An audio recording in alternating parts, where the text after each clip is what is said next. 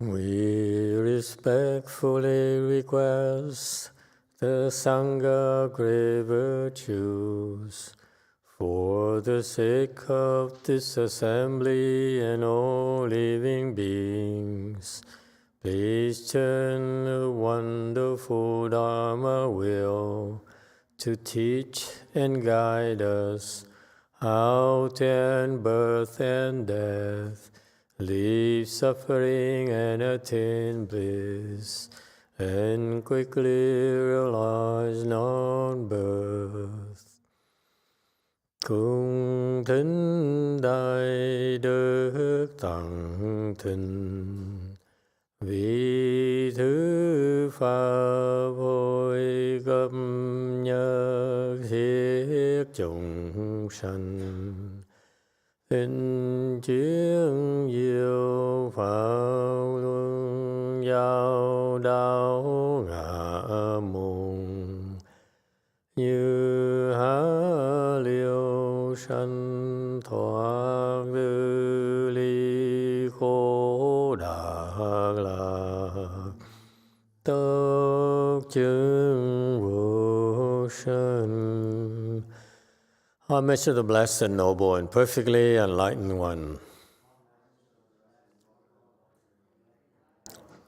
Nam mô Sa Nan Thua Su Chế Đô Ye Ở La Hờ Đi San Miao San Pu Tô Chế.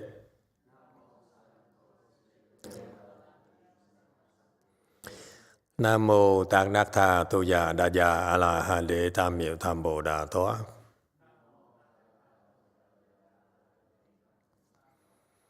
The unsurpassed, profound, subtle, and wonderful Dharma in 100,000 million aeons is difficult to encounter.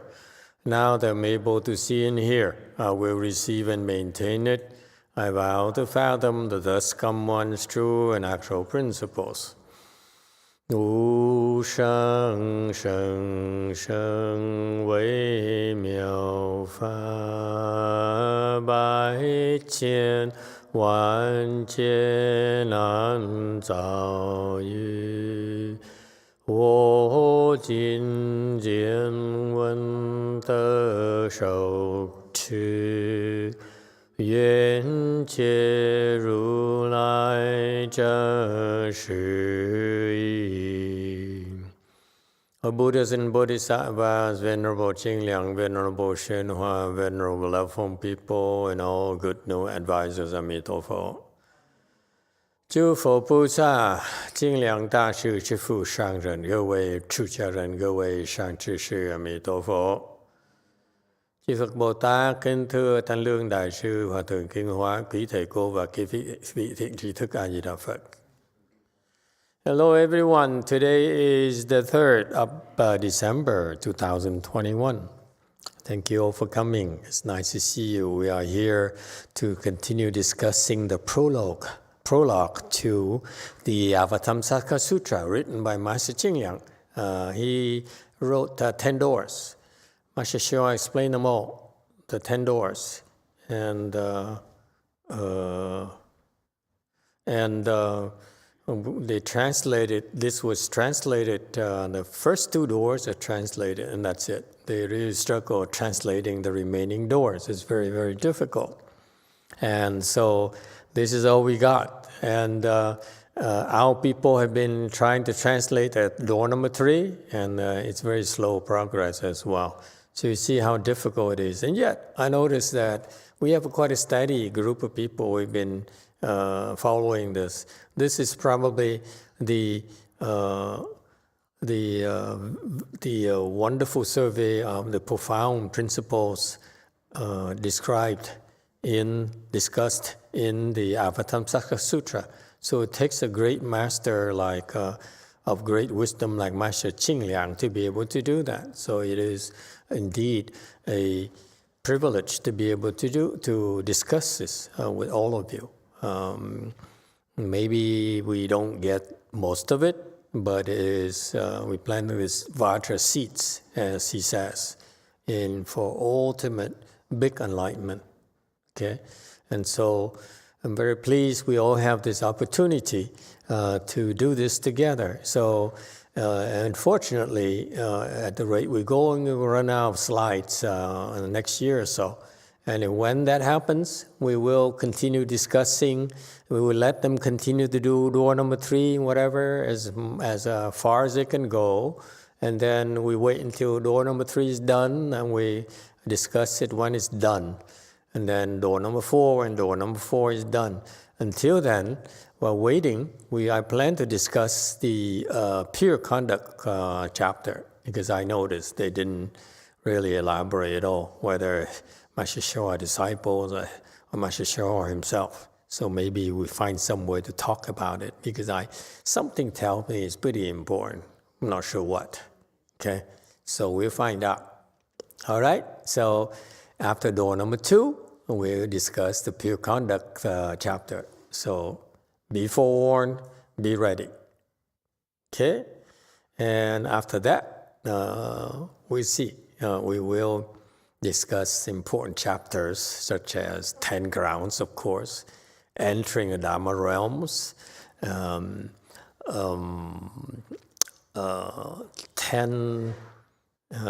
dwellings, 10 conducts, 10 transferences, chapter 40, universal worthy conduct, vows and conduct. And those are very, very important chapters we want to have a good understanding of, okay? Because that's pure Mahayana teachings, okay? Not to be found anywhere else. Any questions or comments? Now you know the roadmap, so we're going to be doing that, and hopefully then by then I should be able to retire, and then my beloved disciples, you special people, okay, I will be ready to take over. Huh? All right? Yeah. Sounds like a plan? Okay. Without further ado, let's continue with door number 1. Okay? We're talking about causes and conditions of why the sutra was spoken in the first place. And only Master Ching Liang would be able to explain it to us in such a scholarly way. And without that, we probably would miss all these profound principles contained in this sutra. So that's why it pays. I feel it's important for us to try to follow this prologue. It's very special work. Okay. Yes, 3. Thank you, Master. Some people are so considerate. Thank you very much. Because I've been drinking tea. I can't sleep at night. What's the matter with me? I usually sleep like a log, but no. Recently, all the stress and so forth. You guys have no clues how tough it is to do Chanchi. Not only must we do it every day during the day, and also at night I have to lecture for you, which takes a lot of preparation. And then you don't realize the kind of attacks we are constantly.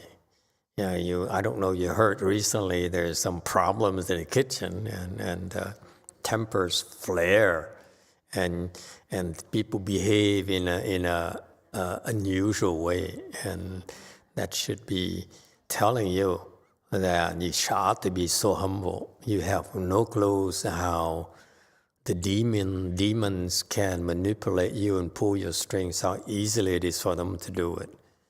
And I was telling someone recently, you guys have no clues what's going on.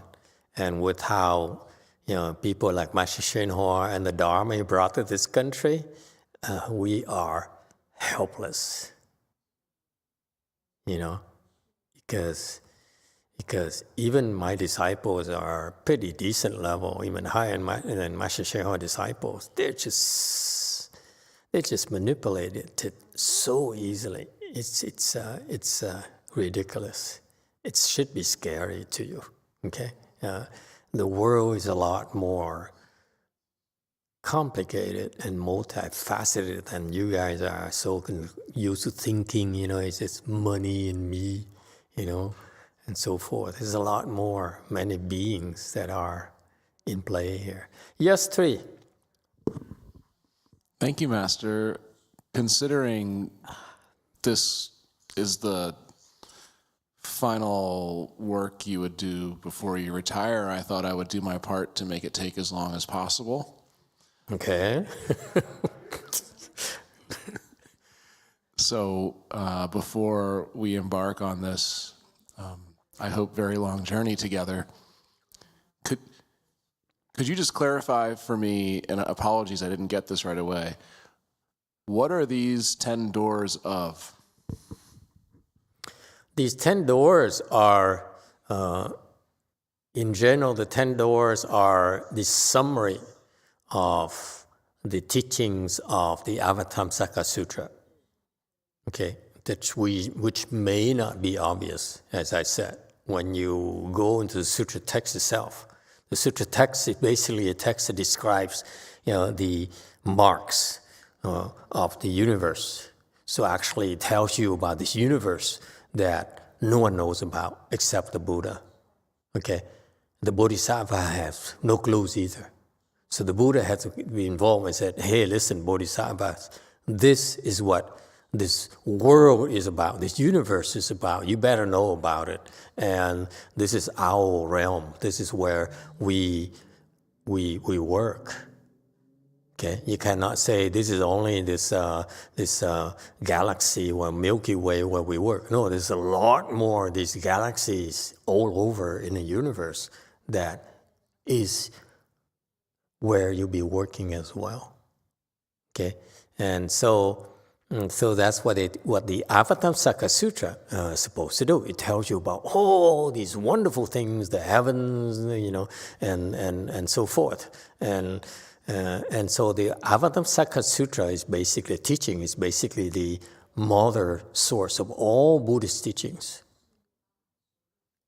All other Buddhist teachings, are simply a subset of Avatamsaka Sutra teaching or elaborations of that. That's it, okay? So that's why the sutra is so vast and so profound. And the sutra itself, you just follow it. You see how wonderful, how much fun it is. However, Master Jinliang is a person who says, if you look at all the entire teaching in the sutra here, actually there is this theory, these important theories behind it. I would categorize them as 10 doors. 10 doors that you can use in order to approach the Buddha state. Okay? And only he can do that, no one else. And you see, and that's why it should be obvious to you that only Master YongHua would try to discuss it. Most other monks, before he would stay away from it. So that's the level of comprehension Master YongHua brought to our country. Okay, and so that's why we have these doors. And so basically, it's so vast and profound. We just go as far as we can, and hopefully someday we'll germinate and do something wonderful for you, for all of us. Okay, and so it's not about understanding; it's about trying to plant these seeds. Okay, if you understand, great. You don't understand, it's okay too. When I first read, I couldn't understand anything, honestly. I just read because I wanted to read it for the heck of it. But nothing really registered. Okay, so now I elaborate a little bit for you so that to help you relate to it a little bit more. But the nature of the teaching is so profound that it's a lot more than what we're discussing. So the beauty of this is that, again, it's a seeds concept in Buddhism, in Mahayana. Just plant the seeds and let it happen. Okay? It's Mahayana at a deepest level is way beyond our comprehension, both yours and mine. And that's what's wonderful about it. Okay? Yeah. Let it happen. Let it naturally sprout. Just like when you plant the seeds, you just plant the seeds and hope that good things happen. And if you plant the great seeds and you take care of it, you should have great results. All right? All right, anyone else? Okay, we are on slide number 3. The second, depending on the place, whenever wisdom exhausts the limits of reality, subject and object both disappear. One falsely speaks of relying on the true, yet there are no countries. 第二，依处者，夫智穷真迹，能所两亡，假说依真，而非国度。Okay. Number 4, commentary. The second, depending on the place, now he's discussing about when you talk about a sutra is characterized by certain elements, certain requirements. The first requirement is time, when it was spoken. Number 2, the sutra was spoken in certain places. Okay, so he's discussing the place, okay, depending on the place. Okay. We just talked about before that we have met the requirement of time, and now we talk about number 2, requirement of place. Before, when we talk about time, is no time. Time, as far as Buddha is concerned, is endless. There's no beginning, it's no ending. No past, no present, no future. That's the state of the Buddha.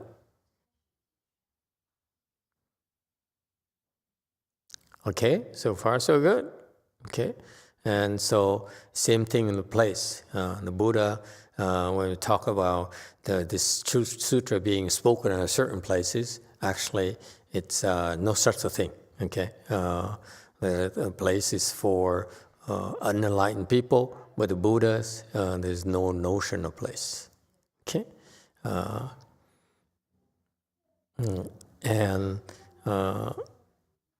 And in the Flower Adornment Sutra, there is usually, in most sutras, you have a requirement of faith, meaning that this is recorded, the sutra is recorded by a sage, okay? And therefore, you have these sages who said, I am an enlightened person, and I heard the Buddha speak so and so. Therefore, you could trust me. You could believe that what I'm telling you is the words of the Buddha himself, not me, not my words. Okay, but here in the Flower Adornment Sutra, there's no discussion of faith because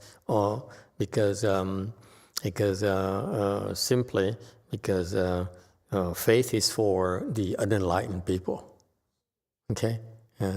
The bodhisattvas don't need to, because the main recipients of the Flower Adornment Sutra are the bodhisattvas. Therefore, there's no need to discuss about faith. They believe already, okay? And they will discuss the rest of the requirements of a Buddhist sutra. Number 5. Whenever wisdom exhausts the limits of reality, okay, here's what happens. Reality to you is based on your discriminating mind. Okay, and this is how we build our worlds. Our world to you is real because your mind can understand it, can justify it, can explain it, and can rationalize it. That's your world. Okay? And because of that, okay, it is fine as long as you decide to, if you are happy with that world, nothing wrong with that. However, that real world of yours has limitations. What kind of limitations? You have disappointments. You have heartaches. You have suffering. And your rational mind cannot possibly explain why. True or not? You can explain about engineering, about biology, about medicine, but your understanding has limitations. In particular, the things that people in the world don't discuss because they keep it private to themselves are their own suffering and their own heartaches. Okay? And everyone, from the most genius, the smartest people, the geniuses, to the most powerful people, they all have this unhappiness about their lives that cannot be resolved. No matter how smart you are, no matter how successful you are. Okay, I read something recently about a therapist to the 1%. He started by working with one of those rich people, and then they refer him to his 1% friends, that network. And he says, I don't know if anyone read that article. He says, funny, these rich and powerful people that we aspire to be like, okay, they are so unhappy. They are so distraught.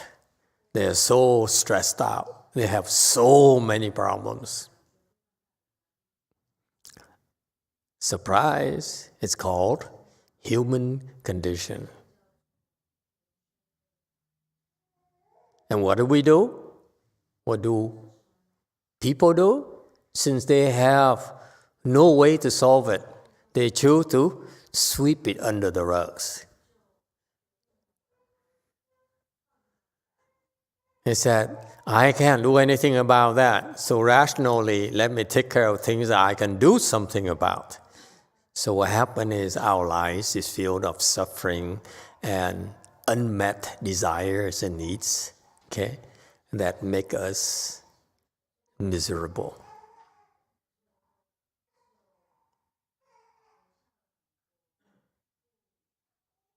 All of us have that problem. That's just you, me as well. Monks as well have unmet desires. You know, I wish my cryptocurrency accounts would, and so forth.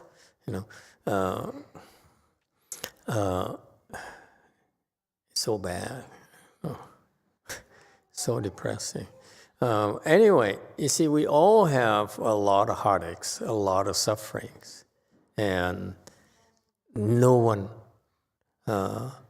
cares to talk about it because we can't do anything about it. You tell your friends, tell your mothers, why you keep on whining? I've been living like this for my entire life. What's the matter with you? Okay, and that's our reality. If you're happy with that reality, so be it. No one is forcing you. The Buddhists know that. The Bodhisattvas realize that. Why? Because they used to be like that. They used to be humans like us. Remember the story of the Buddha?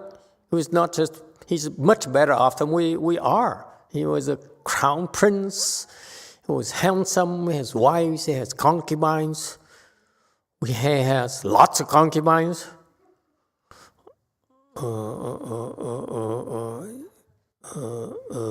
And palaces and horses and chariots and weapons and whatever he wanted and food and all those things. And he's still unhappy. Yes, 7. San Jose Daniel asks, do people who say they are perfectly well, who say they are emotionally, mentally fine, they can be very convincing. Are they not being honest with themselves? I have yet to know someone who is perfectly happy. Okay? You you listen to them, that's fine. They could tell they're happy, I'm perfectly happy now. But look, the Buddha says there are all kinds of sufferings. Okay? Even if they are happy right now, they cannot be exempt from the happiness when they lose it. Their wife divorces them. Business lost billions of dollars. Excuse me. For a poor person, I find it funny, you know. And what did she do? She took all that money and threw it away. Business, what are you doing? You know, I spent my entire life accumulating this, accruing this, and you just throw it away. How could you? That really, really hurts. He never said that officially, but of course, if you earned it yourself, you know, you have to, with your blood and sweat, for someone to just give it away freely, yeah, it's got to hurt. Okay? So there's one reality that most people cannot deny is that even if these rich people have, they will lose it. They lose it through divorces, they lose it through the wastefulness of their children. Huh? You work so hard to accrue this fortune, your kids grow up and say, hey Dad, I need more money. I just crashed my Lamborghini. I need another one. Okay? And these people have, these children have no clues how hard it is to earn this money. So you have this suffering of the suffering of decay. That is particularly the kind of suffering that the people of the haves will go through. They cannot avoid it. Okay? Rich people cannot avoid the suffering of old age. Okay? They can go and have Botox and stretch the skin for so often, and pretty soon the skin cannot be stretched anymore. Okay? And they're so frightened that they would freeze themselves into, you know, hoping that someday the illness will be fixed, will be cured. You know? By then, is when they wake up, they woken up and be alive again, then there's no one else they know. And people they love and care for are dead already. So you have all kinds of sufferings that rich people are not free from. Okay? And it's something that undeniable. There's nothing you can do about it. Okay? This is suffering of aging, the suffering of illness. Who's free of illness? So there are all kinds of sufferings, okay, that definitely everyone is subject to, must endure. Okay? So it's because our mind, our thinking mind, our smart mind, our intellect cannot resolve these real problems we're facing, called human condition. Human condition is suffering, like it or not. Yes, Daniel L.A. Master, I have a question. So, if it's not, this is what I have noticed, but the suffering is actually good for the human soul, for the human condition, to improve. But I also noticed that sometimes either suffering can destroy you completely, or it could make you stronger. That's what I noticed with my clients, with my coworkers, or even myself too. So I try to see suffering as a blessing more than a curse. You're fooling yourself.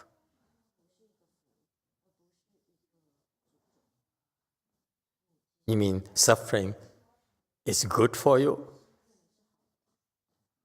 You gotta be nuts. Yes, I think suffering is good for me.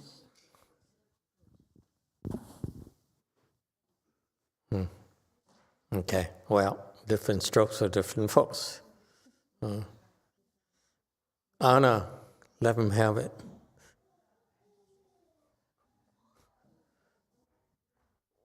What are you talking about, man?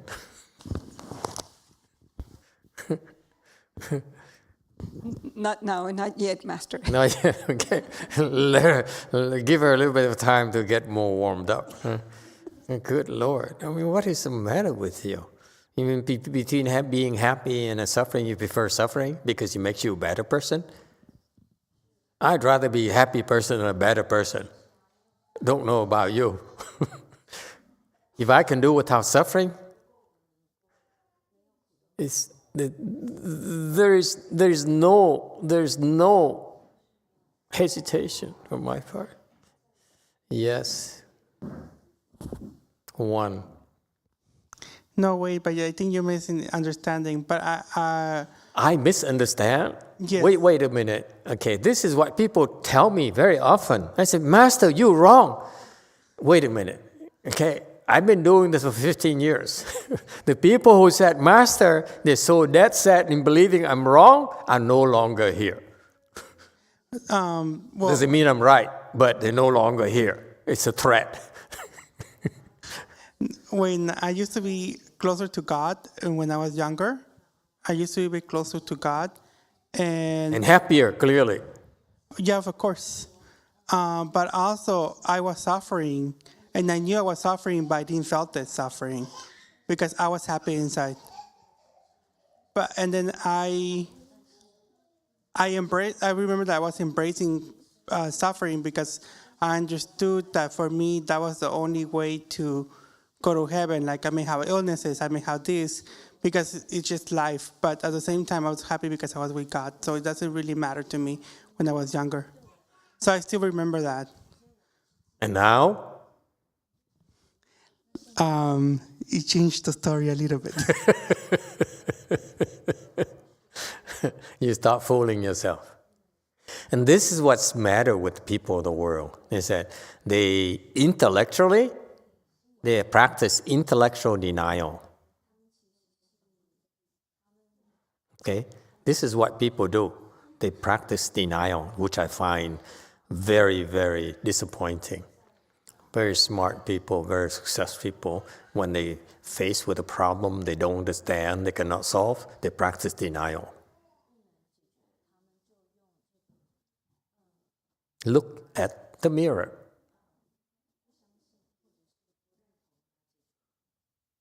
Yes, continue discussing this denial thing. The denial part, now I'm more in denial than before. Before I was not in denial. Now I am, and I could see the difference. I cannot explain it to you because it's hard to explain it to you, but now I see myself in denial. Back then I was not. I don't need you to explain it to me. I know why. You know why you're more denial now than before? Anyone?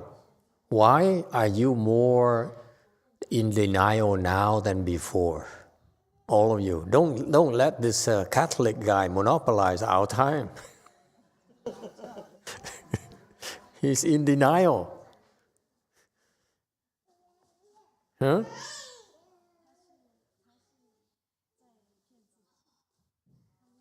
Why?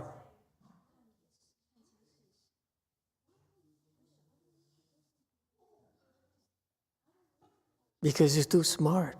That's why. You're too smart is that I can fool myself.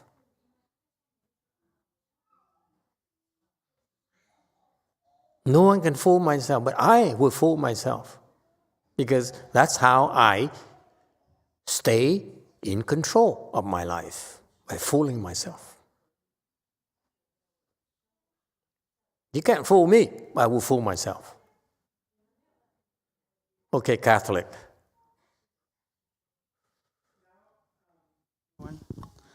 Now I do agree with you. It's true. But you're not that smart. Never mind. I'm becoming insulting, getting personal here. Yes, one. to be honest with you, I prefer not to be smart and still be with God and have that blessing with God than being smart and just stick with my head. Because the time I start questioning, that's when I start realizing, or that's when I start suffering, because I just was thinking with my own mind. So I want to go back to that state in which I was not smart, as you were saying. I want to be dumb. I want to be with God. I want to get that experience that I was having before when I was younger. So I'm trying to get back to that. Move to Utah.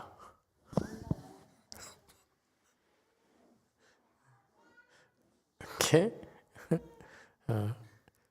Yes, 7. San Jose Daniel says, the next one. My uncle is very smart and strong person and successful. He says that of all religions, he likes Buddhism, but he says he's not too crazy about it because he believes his mind is healthy and he can handle anything. I don't know if he's in denial, but is there any way he can see that maybe there is more so that he can grow spiritually?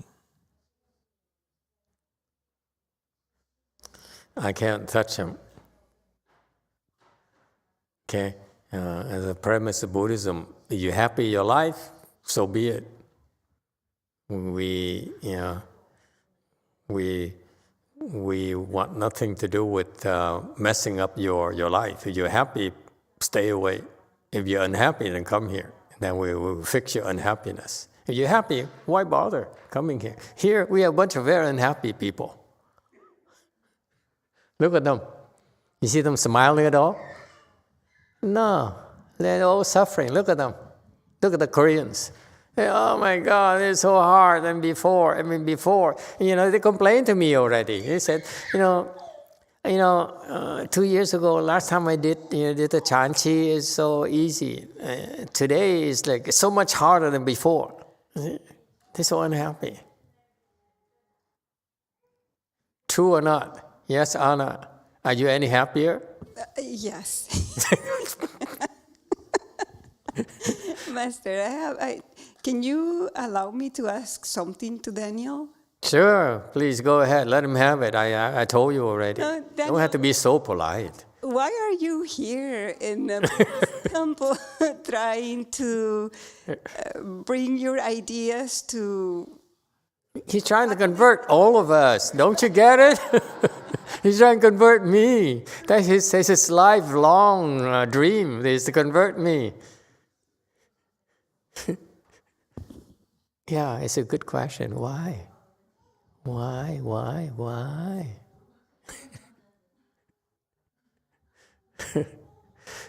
Yeah, you know the real secret reason, don't you? Just to please the girlfriend. Men do stupid things like that.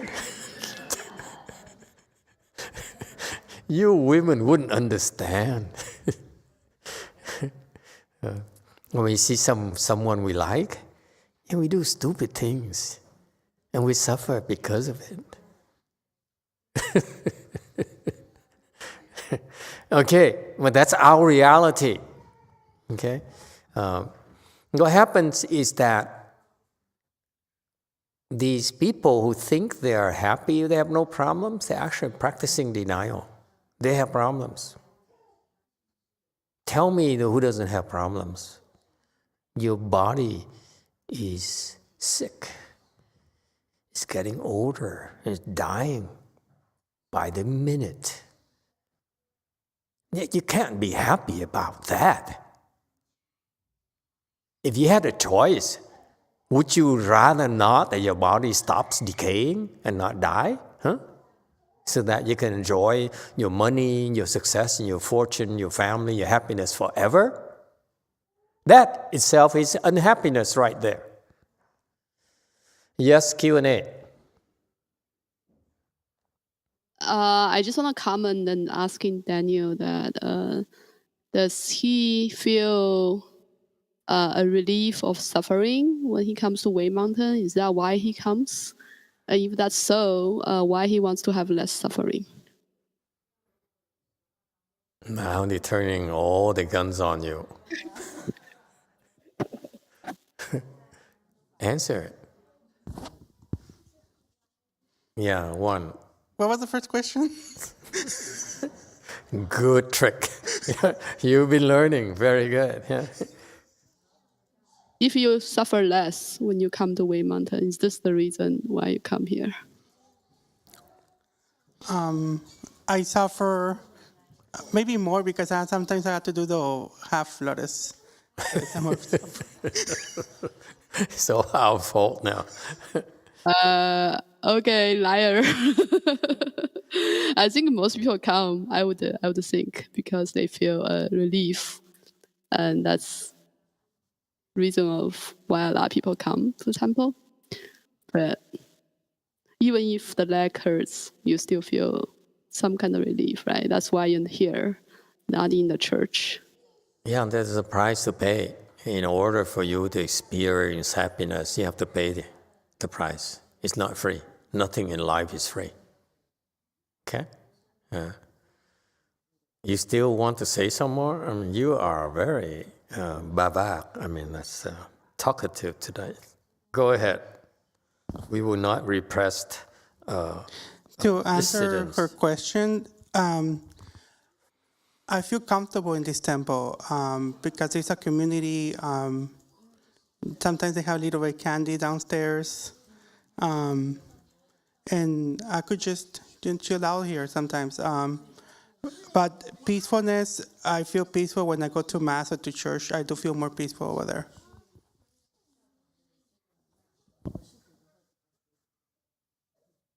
My feelings are hurt. Okay, so going back to slide 5. Reality is limited. This slide is very interesting. He says, Master Jing Liang says, this reality here you have, okay, has limits.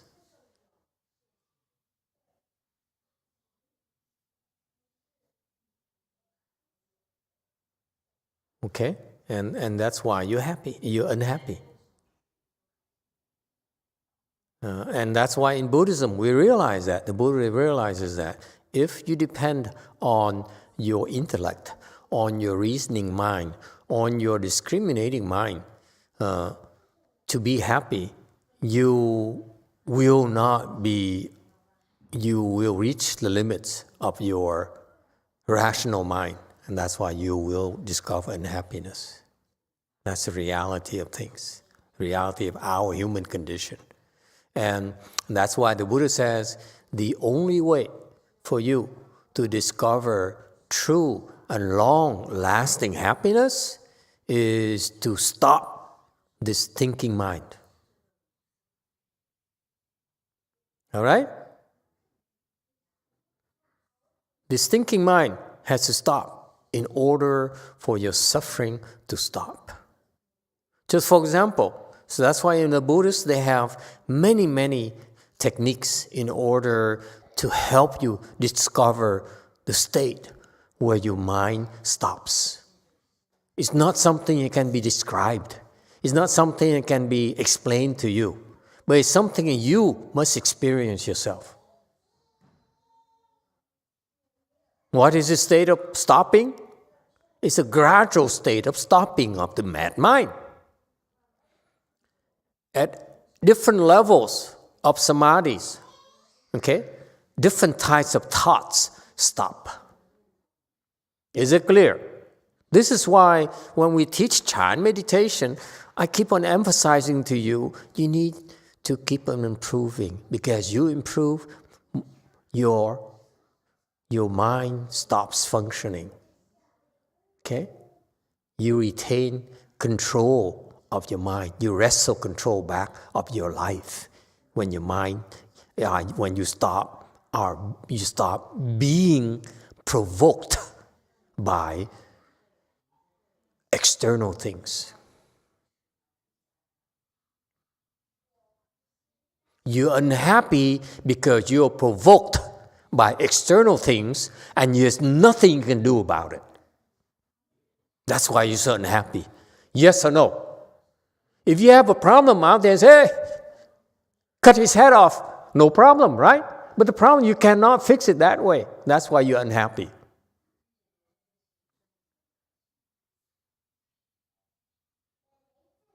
People of the world fix problems by killing, by stealing. Agree? There's so many smart people, doctors, lawyers, executives, okay? They solve the problem by stealing, by conning others. I know many people like that. Don't you? Very rich people, very successful people, very powerful people, that's what they do. They con you. They steal from you. And that's how people solve the problems. They think that by doing that, they will be able to solve problems. Actually, they're creating problems for themselves historically. Isn't that true? You hear of stories of in foreign countries where these despots, these autocratic leaders stole from the people, from the country, okay? And eventually they got caught. And eventually they got pushed out and had to go to court, and defend their reputation and their fortune. That's commonplace. Okay? No one is free from that. Okay, so that's what happens to people of the world. They are bothered by external things, and it doesn't matter how smart you are. There will be things that you cannot solve. You cannot resolve. It's called human condition. Whether it's sickness, your body is sick, your doctors can't resolve it, okay? Your mind is sick, no one can help you, you're depressed, you're alcoholic.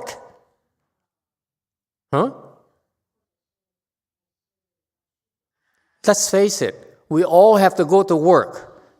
Yes? Most of us have to go to work. And what is work? Work is you earn money by what? By ruining your health. Yes or no? 90% of us, that's what we have to do. In order to make money, we ruin our bodies, our minds. That's our reality. It's not God's fault, it's not Buddha's fault, it's just how we live. Okay? That's our reality. Okay, and so far in the history of mankind, no man has been able to solve that problem. Okay? And so we are bothered by our reality because our thinking mind cannot come up with a way to fix it.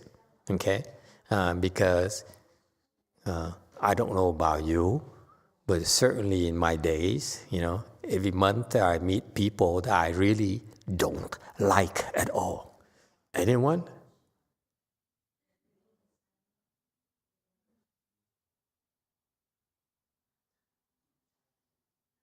Anyone? I am the only person in this temple who has this experience. There's some people you like say, screw you. Is it close enough? And why? Because we cannot stand them, can we?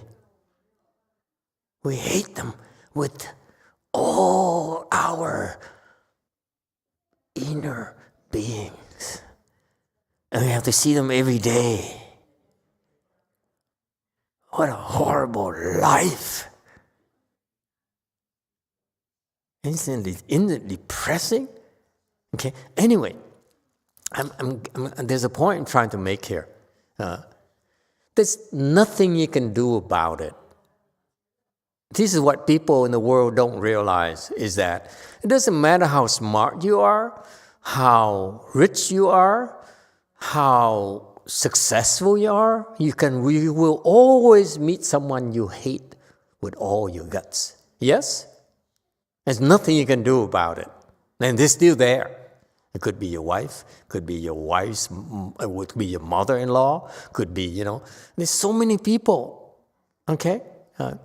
So someone said earlier that someone, my uncle is very, very successful, very happy, and I feel that, nothing wrong with my life, then he's practicing denial, okay? And that's how these people solve the problems, all these problems.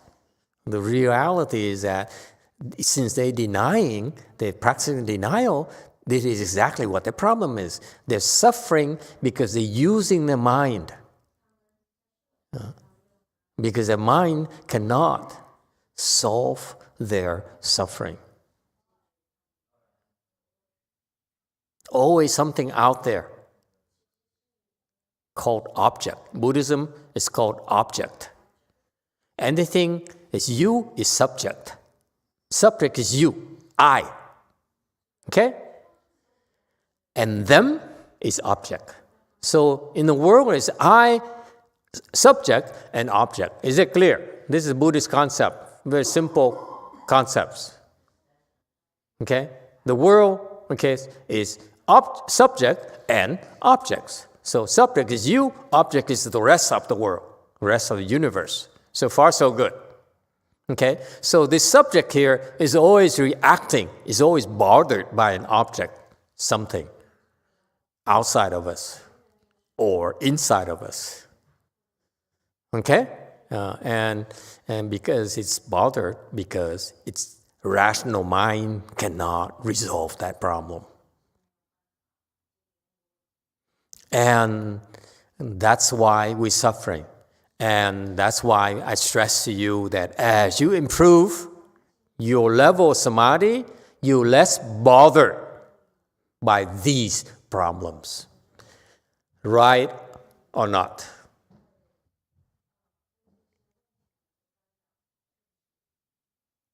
Then, amen. I mean, don't just nod your head. Say, hallelujah. That's what happens. That's what you are all experiencing. When I tell you, you improve. Anna, improve. That's what you find, that as you keep on coming and crossing your legs and hurting and complaining and so forth. But lo and behold, one of these days, all of a sudden you say, wait a minute, it doesn't bother me. That kind of thing that used to bother me so much, it doesn't bother me anymore. It makes you improve, so it no longer bothers you. Certain things don't bother you anymore. And you keep on improving, and you have fewer things that will bother you. And fewer things and fewer things and fewer things. Isn't that right?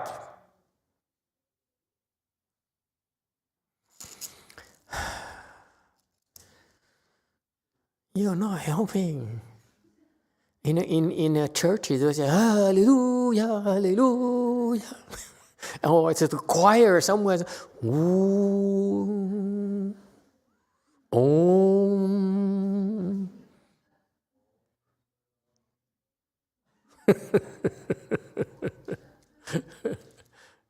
Yes, 3.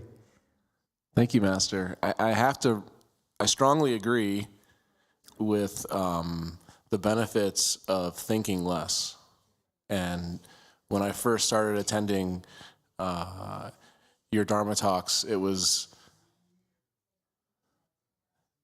very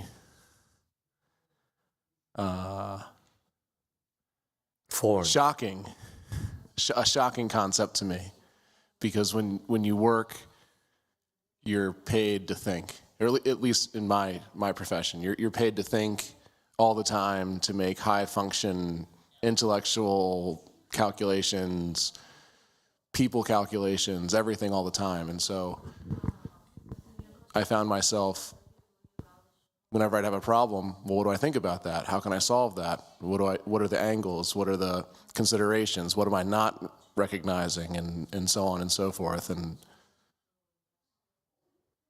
having spent a lot of time learning to not think as much has been very beneficial to me being happier overall. And solving problems better, actually. Yes, that too. Yeah, so thank you for the input. So what happens is that as you improve, here's what happens. As you improve, you're less bothered by trivial things. Let me put it that way. Yes, you find certain things used to bother you are like too trivial to move, yes, to be bothered. So that's what happens. As you improve your samadhi levels, okay, and you are less bothered by these things. And guess what? In order to improve, let me tell you, give you the big picture. It's not what people think. In order for you to improve, you have to suffer. No two ways about it. There's no such a thing as someone says, "Oh, I improved and I didn't have to suffer." Baloney. No such a thing. In order, this is in Buddhism, if you want to improve to the next level, you have to suffer. You have to endure some kind of suffering. It doesn't always is the case when you suffer, you improve. But the reverse is true. If you improve, you have to endure suffering. But to endure suffering doesn't mean you can improve. Like people suffer and they don't necessarily improve. So the Buddhism is a set of methodology or Dharma doors that enables you to suffer in order to improve. Am I helping? That's why Buddhism is called Dharma doors or methods of practice, where you actually choose to endure suffering in order to improve. And so that you suffer less in general. You only endure the suffering in order to escape more suffering. Too theoretical? This is what happens. This is why these people are doing these things. They're fasting, they come here and cross their legs all day and, and endure the cold, endure, the pain and the suffering and so forth, because they discovered that enduring those types of difficult and challenging practices actually help them, isolate them from more suffering. So they suffer less. Yes or no?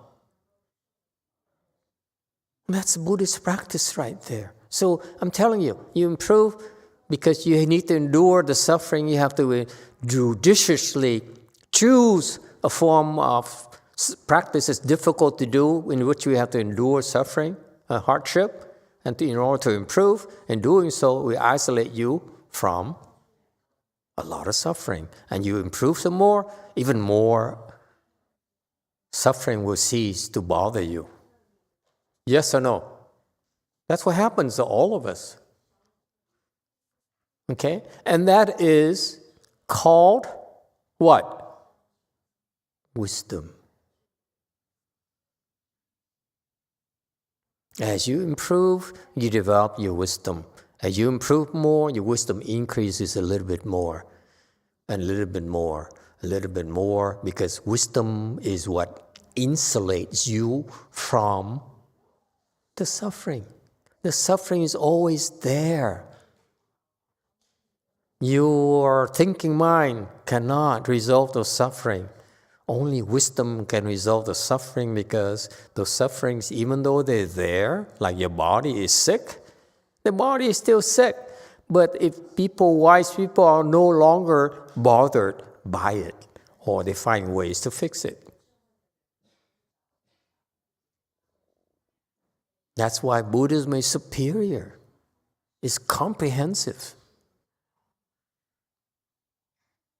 You have a problem, you want to do something about it, Buddhism most likely has solutions for you. Open your wisdom.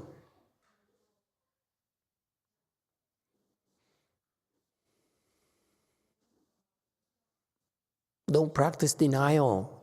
Admit you have a problem. You want to fix it? Most likely is a way to fix it. By opening your own wisdom that you can fix it yourself. Because others have done it already. You're not the first, I assure you. There's countless people who have done it already. The countless bodhisattvas who attended this Avatamsaka Sutra lectures all over the universe. In the future, you'll be one of those bodhisattvas yourselves. This is why we're doing this.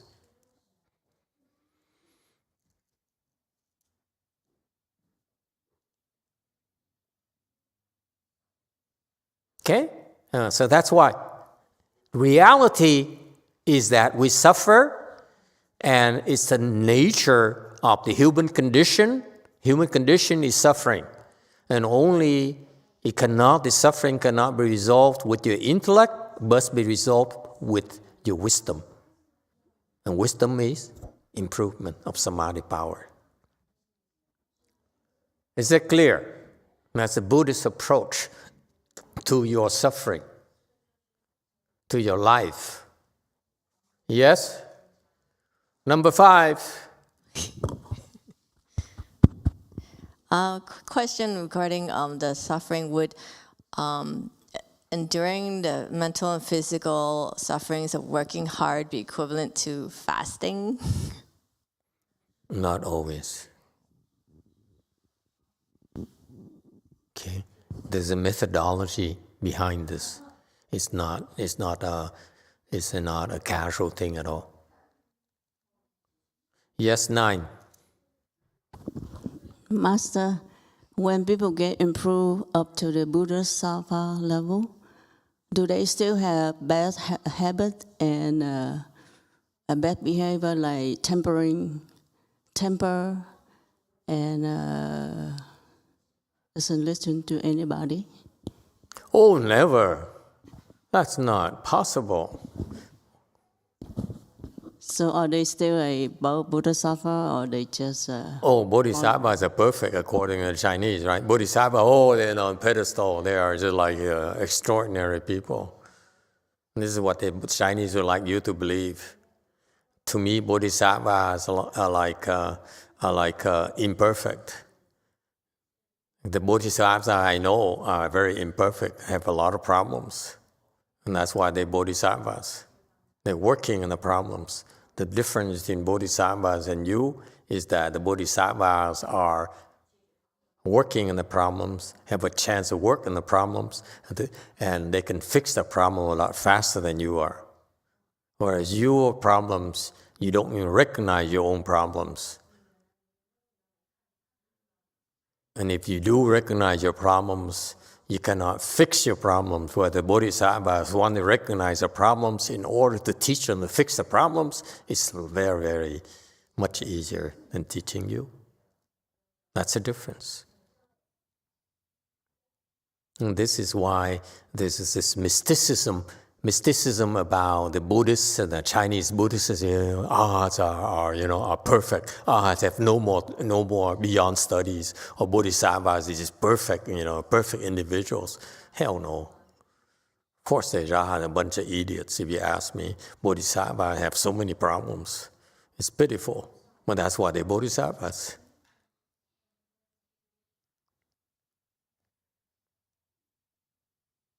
This is myth about Buddhism that the Asians are guilty of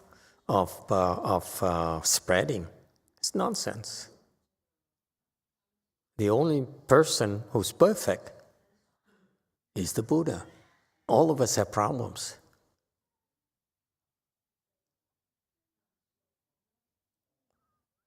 Okay, that's our reality. This body is a human body. With it comes a lot of issues, a lot of problems, like it or not. Whatever you call yourself, you still have a human body.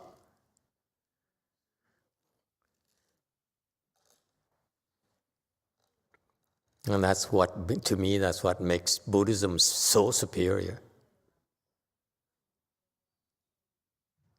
Yes, 4. Master, how is this related to karma and retribution? If you can reduce your suffering, which means you kind of bypass your retribution. Yes. Right? So what's the correlation between this and retribution and karma? Let me tell you, let me explain to you. For ordinary people, there's something, for all of us, there's something called karmic retribution. Okay? And let me give you a very specific example instead of using these big words. Okay? We piss people off. Anyone? We piss people off, it's an offense. And therefore, in the future, people will piss us off. That's called retribution. Yes? We harm people in the past, and now in the future, they will come back and harm us.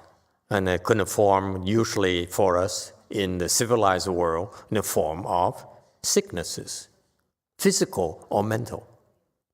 Those are our human conditions. Nothing you can do about it. You kill a lot of beings, whether it's ants, whether it's termites, okay? It's an act of killing. You inflict a lot of pain and suffering on all these beings, not only on themselves, but their wives, their children, their grandchildren, their parents, their great-grandparents, okay? So it's a lot of pain and suffering too. And therefore, in the future, we have to endure suffering ourselves. We will suffer. We'll be miserable ourselves.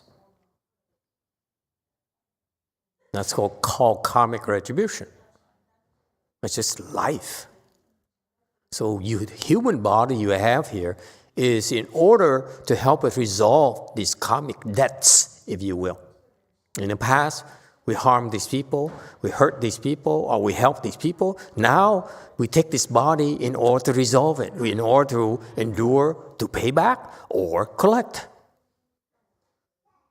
Now it's our turn to give our concubines a hard time. For example, because they owe us. They used to harass us. Now, we harass them. Okay? It's called debt settlement. So far, so good? This is why we have this human body. Like it or not, this is our reality. The reality here, what he's talking about is who we are, how we live. It's not theory at all. You can deny it all you want, but we are responsible for our own actions. Whatever we do, we have to pay for it, or collect from it, or benefit from it, or pay them back. That's the way it is. It's the law of the universe. Not just the Buddha, it's for everyone. For Catholics, for Buddhists, for Mormons, for everyone. For ants, for dogs, for cats, snakes, dragons. Huh?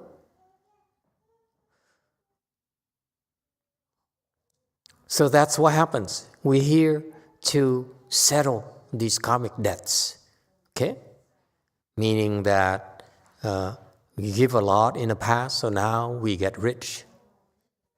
We collect from the people who owe us. Okay?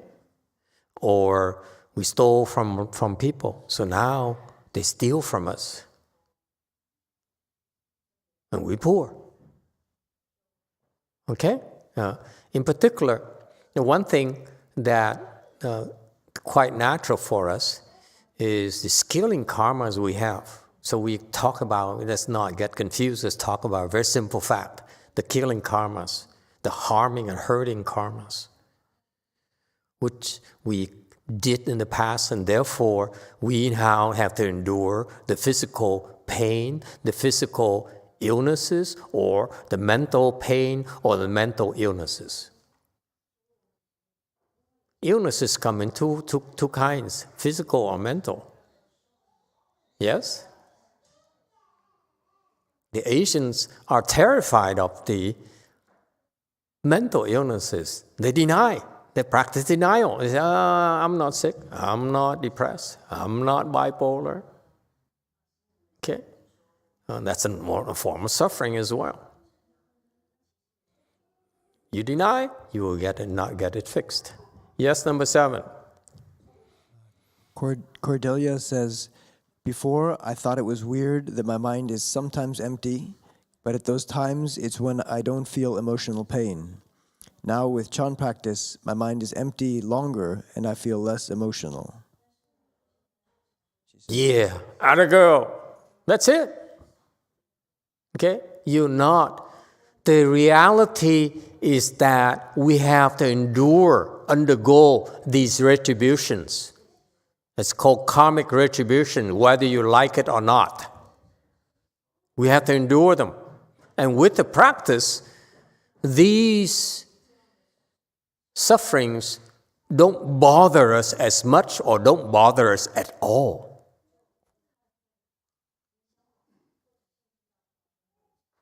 Whereas the people who don't know, they just, they complain, they bitch and they moan and say, why is life so unfair? What did I do to you? Why did you yell at me? Why did you curse at me? Why do you make me so angry? Why are you upset? They don't realize it's a karmic retribution because it's stupid.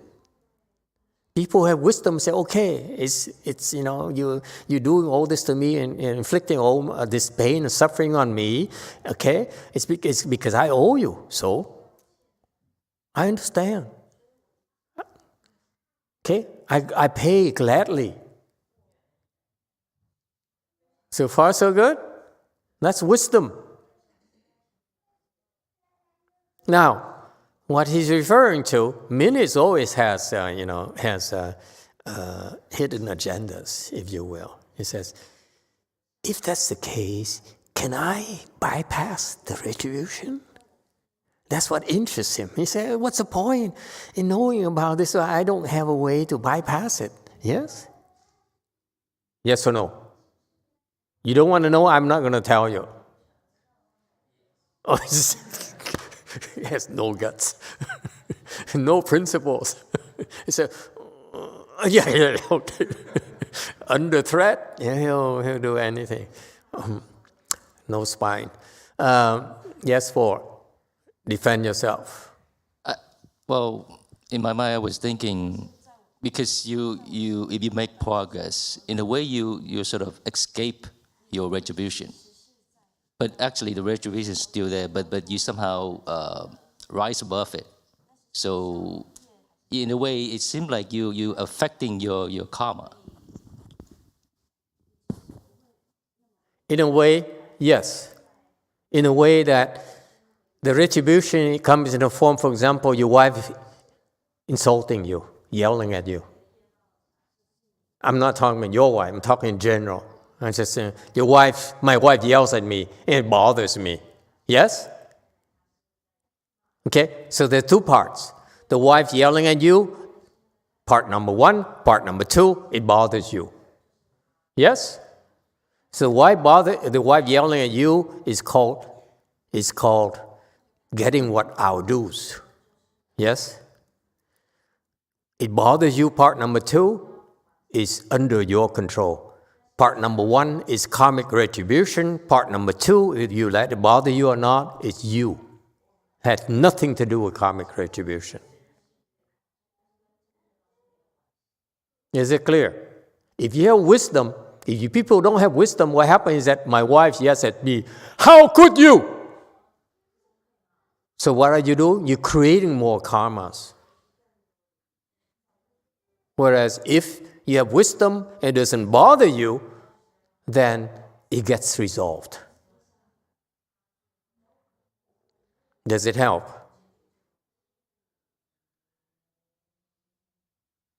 And that's what happens to bodhisattvas. Bodhisattvas, the earlier question, bodhisattva, do they have a temper? They do stupid things or not? Of course, they do it all the time. What are you talking about? The guy in bodhisattvas I know, they do stupid things all the time, all day. I don't know where you've been.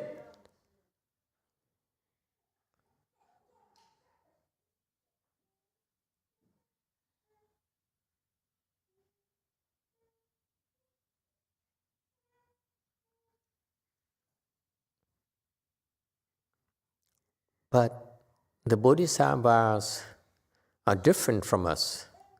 In this thing here on slide number 5, subject and object both disappear. They can do that. Yes, 6. Thank you, Master. So how can I pay all my karma retribution in this lifetime then? If I didn't pay all my dues, it's going to continue it on next life cycles again. I wish I knew.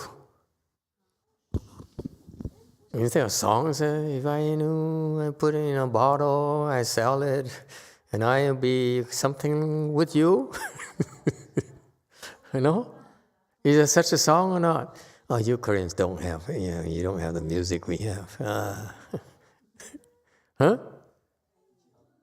Time in a bottle. Yes, yeah, there is a song, yes. There's a song, Time in a Bottle. Oh, you Koreans are missing so much in life.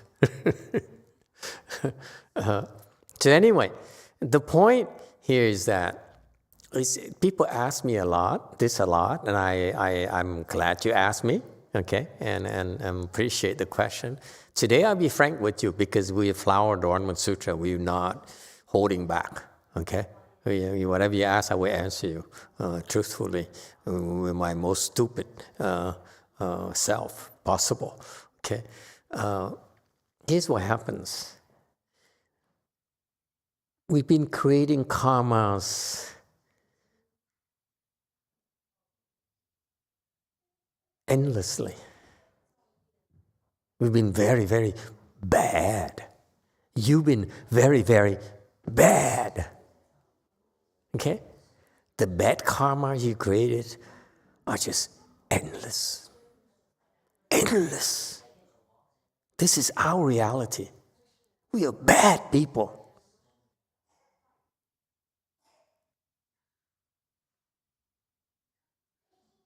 You understand? The bad karmas, we harm people, we kill people, we con people, we lie to people. It's nothing we haven't done. Nothing I haven't done. I'm proud of it. I'm not.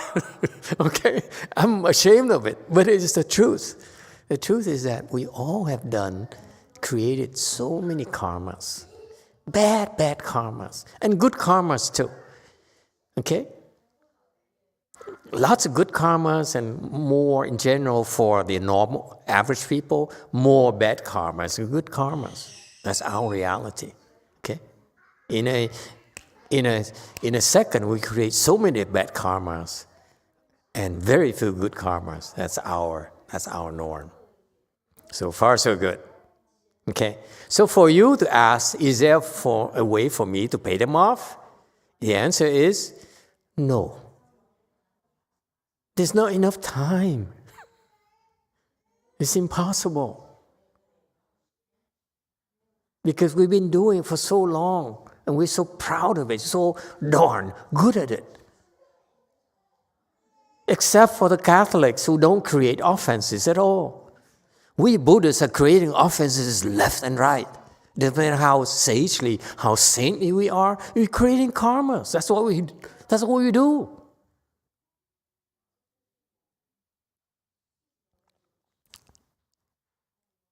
So far, so good? So there's no way for us to pay it back. So what are we to do? What we to do in Buddhism is that we realize there's no way for us to pay off all these bad karmas. No way. But what can we do? So the Buddha says, there's a way for you, something called the way. Where we walk that way, that's how you escape all these sufferings, in spite of the fact you have created endless karmas. Does it help? Okay? The way, this Buddhist way, the Buddhist practices, will bring you and help you escape all these retributions. even though they're there to stop you from to harm you and inflict a lot of pain and suffering on you, there's a way for you to rise above it. And what's the alternative? You sink and you stink. That's the alternative. That's all. It's your choice. What do you want?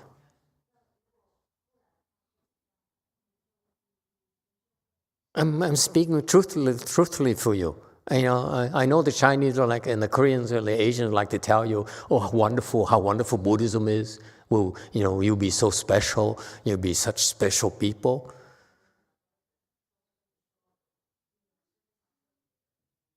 The reality is that we are bad people. Okay? We are really ikia people. That's why we're here. So there's, and unless we wake up and take this opportunity to rise above it, you'll never get out of this mess. You continue to inflict pain and damages to others, and thus more pain and suffering for ourselves. That's all we do. Doesn't matter how smart you are. That's what we do to ourselves our entire lives. Yes, 7.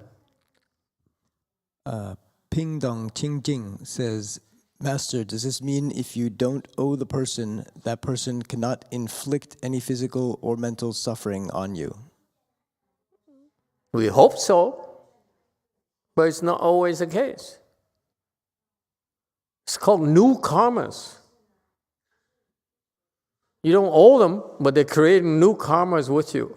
For example, you didn't hurt them in the past, but this life they choose to come and beat you up because they don't like you, because you're yellow. I mean, you're white. Yes, 7. Chris L. asks, Master, isn't it true that in order to attain the second bhumi, a bodhisattva must be free of defilements? So then how can someone prone to temper truly become a bodhisattva? By practicing the bodhisattva dharma doors. And this is why there's no way for you to understand the scriptures. Okay? The Asians did a fantastic job misleading all of you to say that this is wonderful, beautiful things. The arhats are perfect, they're beyond studies, they're perfect individuals. Bodhisattvas like these perfect beings as well, even more perfect than arhats. Not true.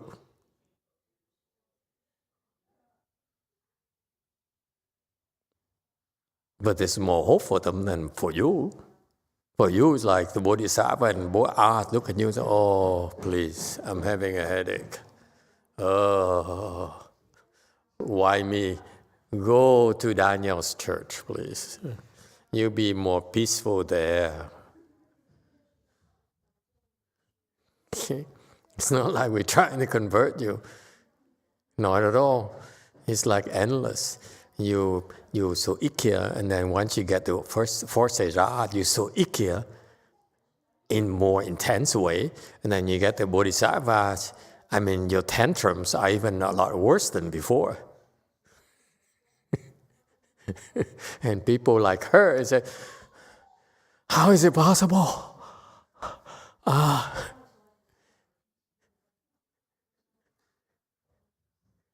You don't believe it, hide your head into the sand, that's all. Okay? So, here's what happens. This is so typical of these stupid people. They look at a person and say, oh, this person is has a bad temper, curses, and so unfair, like master, and so violent, and so temperamental. Okay? It's true. But if you have wisdom, then you and that person disappear. doesn't bother you anymore. That's all it means. They can yell all they want. They can steal all they want. They can beat you up all they want. They can torture you all they want. Your wife can yell at you all she wants. The wife can threaten you all she wants. But guess what? You're not bothered because you disappear. And you look at your wife. What wife? It's the ultimate punishment of the wife. You like that, Anna? I caught you. Anna said, I could try this on my husband. See that? The subject, you, are not bothered, okay? And someone asked me, but what about that ugly person? What ugly person? When you have wisdom, what ugly person? Only stupid people would say, oh, how can you be like that?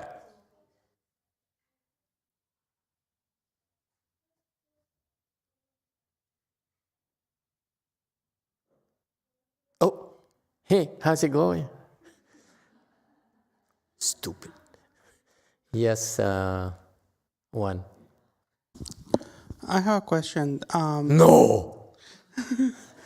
When I'm at work, people had scream at me. People have anything you can imagine they have done. But it doesn't bother me at all. Nothing. But when, even my colleagues or whatever, it doesn't bother me. But when Apple gets upset with me, it bothers me, and I still don't know why. Hey, this is not time to declare your love, okay? This is a neutral, love-neutral time for the Buddhists, okay? You Christians, need to, Catholics need to respect our, neutrality. And that's called karmic retribution. You see? Those people, you feel disdain and distance and unaffected, but you're affected by a smaller being than you. Much tinier, okay? And that's called karmic retribution. Is it clear now? See, the Catholicism doesn't have the explanation, but this Buddhism, we know why. We know why. Because he used to do that to her too. That's why now you're experiencing the reverse, the recoil.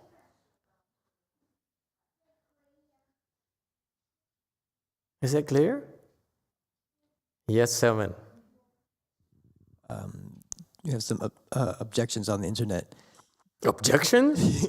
Jason. That's sacrilege. Jason K says, in the sutras, it says that 4th stage arhats have no more outflows. How can they still have afflictions? They are beyond their 6 organs, which can't affect them anymore, according to the sutra of the CTTB. And Chris L says, how can you have wisdom if you have tantrums? If a bodhisattva has temper and tantrums, isn't their wisdom questionable then? I don't know. Why did you ask me? I'm no bodhisattva. I'm no 4th stage arhat. Go back to the Asians. I don't give a damn. Believe it or not. You get there and you find out yourself. You keep on talking, oh, the book says so, this book says so, oh, CTTB says so, this, that sutra says so. Sutra says so, but you know what the sutra means? Never mind about sutras. Let's talk English. Never mind sutras. Is the TV on? Okay.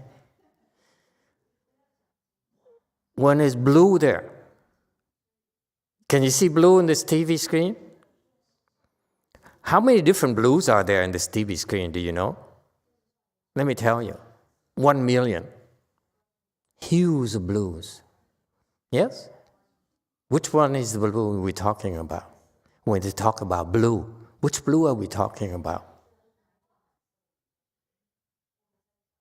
You get my drift? When they say a fourth stage arhat doesn't have any afflictions, okay? Which fourth stage arhat are we talking about? Got the drift? There are many different types of fourth stage arhats. What the Buddha talked about is one type of fourth stage arhat who has no afflictions, maybe. But you guys don't know what he's talking about, do you? Or when you talk about Bodhisattva, the Bodhisattva has compassion, for example. Yes, there's such Bodhisattva. But there's some Bodhisattva who have no compassion whatsoever. There are like gazillion types of fourth stage arhats. At least a quadrillion ayutas types of bodhisattvas. Which one are we talking about? You guys are idiots. You think you can impress me by reciting a sutra from a bunch of idiots? They don't even know what the sutras really mean. And that's a problem with the Asians. They make these, they say, oh, these sacrilegious, fourth stage arhats are perfect, they have no more afflictions. Baloney! They don't know what they're talking about. I know so many fourth stage arhats who have so many afflictions. And they're fourth stage arhats. If you say that fourth stage arhats have no afflictions, name one. Point out to me one person in flesh and bones and tell me that person has no affliction. I tell you this right now. In a flash, I will get him so afflicted you would not believe. You don't know what you're talking about. These idiots don't know what they're talking about. So we lost 2 people tonight.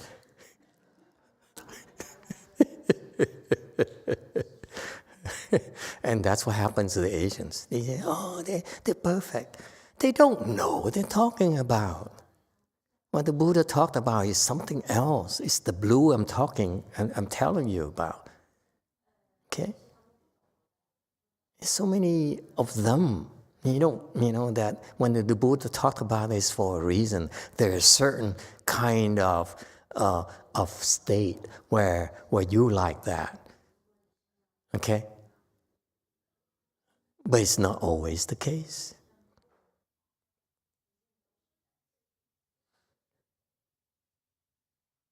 If it's always the case, then you should be called Buddha, not fourth stage arhat. You should be called Buddha and not a Bodhisattva. There's a reason why they're fourth stage arhat. There's a reason why they're bodhisattvas. And the Chinese, especially the Asians, did a fantastic job of messing it up so that they're all confused. Like that, like these Asian people. Fourth stage arhat, perfect. Believe whatever you want. What do I care? We Americans will face our truth. Okay? Anyone else? And you believe all the crap from those scriptures. You deserve what, you really deserve it. There's no hope for you. Why do you think the Asians lost it? Because they're so confused by these scriptures. It's all talk. They don't even know what they're talking about.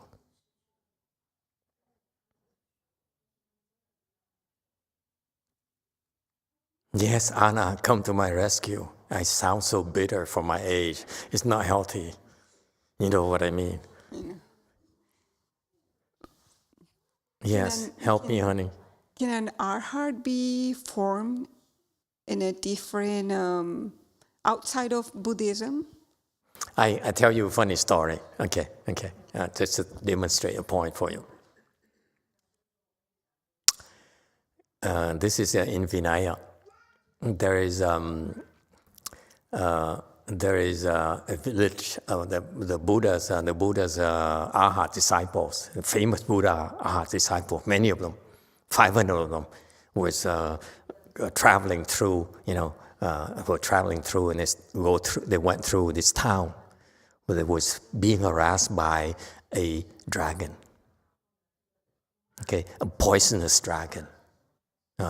And so the 500 Arhats, disciples of the Buddha, all 4 stage Arhats, heard of the story and said, "Don't worry, we'll come and and then we will use our spiritual penetrations and subdue this dragon for you. Don't worry. There are 500 of us." And the Arhats, based on the Asian scriptures, they have a lot of spiritual penetration. They fly, they emit fire and water, and they can crush stones and stuff like that. And so they took turn fighting with the dragons, poisonous dragons, and they all got defeated by the poisonous dragons. You know why? Because dragons actually are bodhisattvas. So how can Arhats fight the bodhisattvas? This is my interpretation. Okay, it's not in Chinese scriptures. I'm giving you just my version of it. If a dragon is a real dragon, there's no way the dragon can fight the Arhats. But since the dragons beat the Arhats, the Arhats could not defeat the dragons. That tells me the dragon is actually a bodhisattva. It's no real dragon. Okay? So anyway, that's why. If you're a dragon, there's no way you can fight a 4-stage Arhat. No way. Impossible. See? It's not in the scriptures. The Asians don't explain it for them. So they say, "Oh, the Arhats cannot find the dragon." So instead of saying, if they stop that story right there, "Hey, Koreans," then you should say, "I want to become a dragon, not 4-stage Arhat." Yes?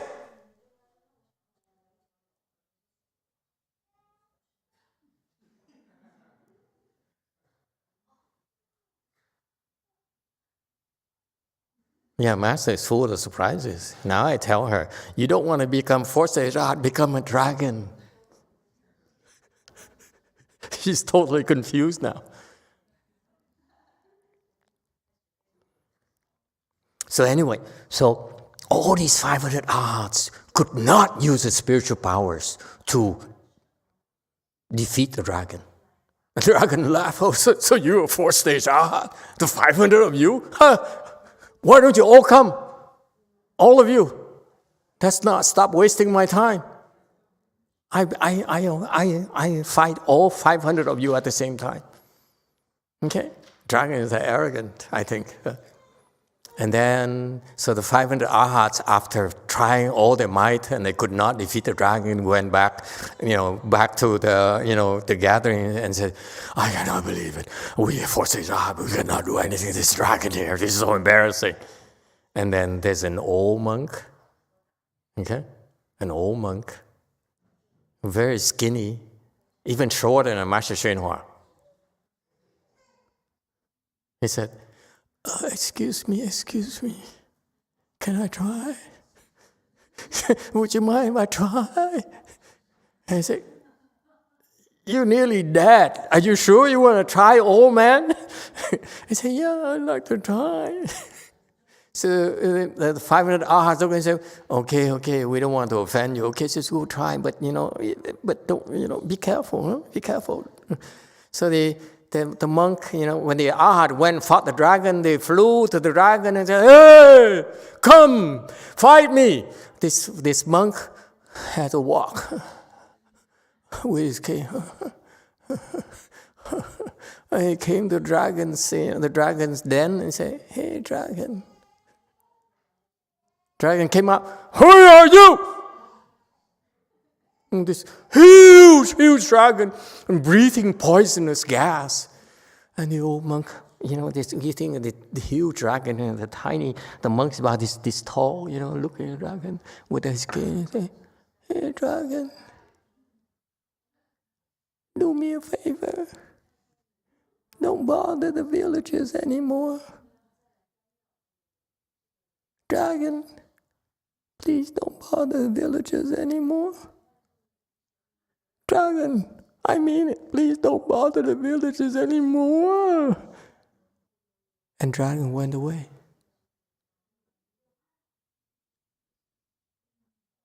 This monk here, all the 500 arhats were so worried about him because he has no spiritual powers whatsoever. So I just give an example of two kinds of fourth-stage arhat. One with spiritual powers, one without spiritual powers. And you could ask me, of these Asians could ask me, how can fourth-stage I have no spiritual powers? I don't know. That monk didn't have any spiritual powers. But what he has is what? Virtues. He's pure. He's pure in the fourth-stage arhats. He's more virtuous than all the 500 fourth-stage arhats. Now for the dragons, look at him and say, you are a virtuous fourth-stage arhat. I bow to you. In deference to you, I will yield. You cannot win me over with your power, with your spiritual powers, with spiritual penetration, but you can win me over with your virtuous conduct. That's how many different types of fourth-stage arhats we have in Buddhism. And these Asians, they only know of one time, all arhats are like that. No, it's not the case. There are all kinds of fourth-stage arhats. I used to have those false impressions too, thanks to the Asian scriptures, all the Asians' explanations, all the Asians' Dharma masters. They said, oh, fourth-stage arhats are perfect. No, they're not. They have weaknesses, they have flaws too. That's why they're called only fourth-stage arhats. They're good enough to impress babies and Asians, but they're not good enough to impress me, an American.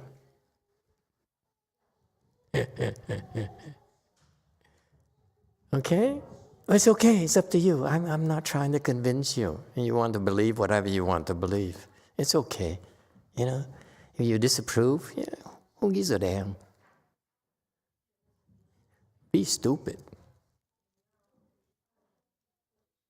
It's just like, oh, how can you be so wrong? None of your business. If you have wisdom, you're not bothered. The question you ask me proves to me it bothers you. Your state of stupidity. And that's why. Number two,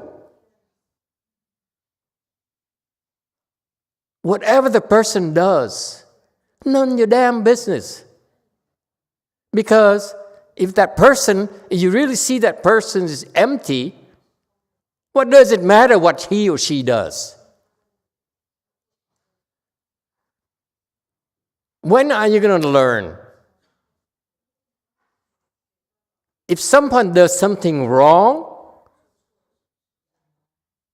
none of your business. You should be zero, and even the wrong thing is zero. That's why it meant by both disappear. That's called wisdom.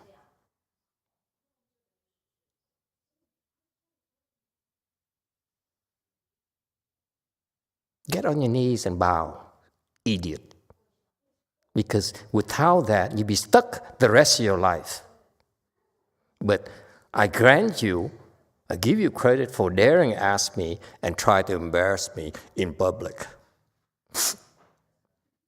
It's hard to be a master. Is that clear? You see how profound it is? All these things here is very two simple sentences. And it conveys so much information that's not in volumes of sutras and scriptures that the Asians revere. 2 sentences. Took me an hour and 50 minutes to discuss.